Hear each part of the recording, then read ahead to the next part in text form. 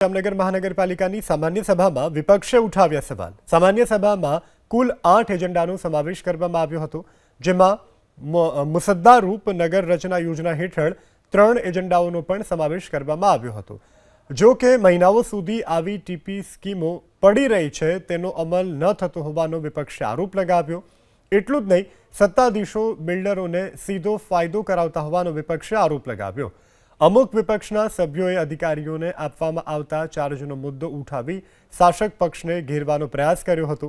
કેન્દ્ર સરકારે જીએસટીના દરોમાં કરેલા ઘટાડાને લઈને શાસક પક્ષ અને વિપક્ષના સભ્યો વચ્ચે ઉગ્ર બોલાચાલી પણ થઈ હતી।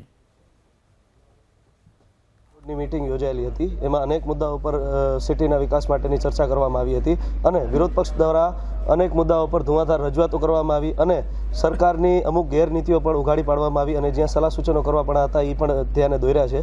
પણ જેમ દર વખતે થાય એવી જ રીતે સરકાર કોઈને કોઈ છટકબારી ગોતી લે છે અને જે ખરેખર જે પબ્લિકના હિતના મુદ્દા હોય છે એમાં કંઈક ને કંઈક બાનું કાઢીને એ લોકો નીકળી જતા હોય છે। 6, 7 અને 8 મુસદ્દારૂપ નગર રચના યોજના ટીપી 35, 36 અને 38 જામનગર ગુજરાત નગર રચના અને શહેરી વિકાસ અધિનિયમ કલમ 31(1) હેઠળ ઈરાદો જાહેર કરવામાં કમિશનરની દરખાસ્તને પણ જનરલ બોર્ડે મંજૂરી આપેલી છે અને આજના જનરલ બોર્ડમાં સભ્યશ્રીઓના તમામ પ્રશ્નોને શાંતિપૂર્ણ સાંભળ્યા છે અને એના તમામ પ્રશ્નોનો નિકાલ જેમ બને ઝડપથી થાય અને એના તમામ પ્રશ્નોનો નિકાલોના સારી રીતે જવાબ આપેલો છે।